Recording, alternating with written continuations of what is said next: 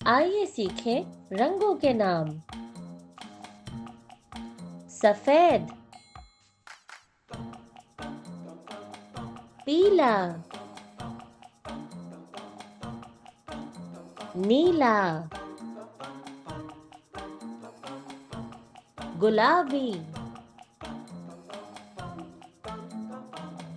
सब्ज,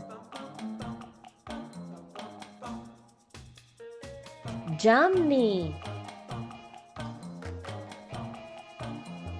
सुर्ख, भूरा, सुनहरी, अनाबी,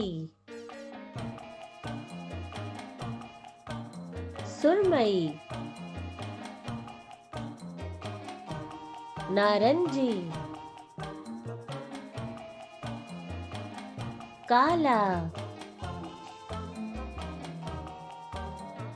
आसमानी नीला,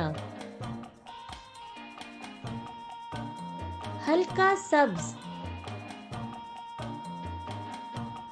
चमकीला गुलाबी,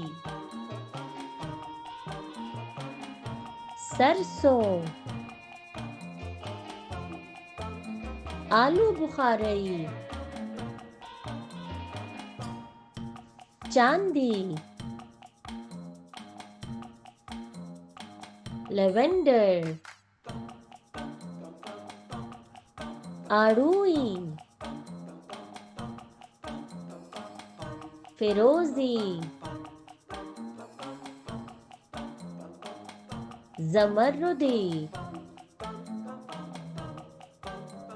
बेज।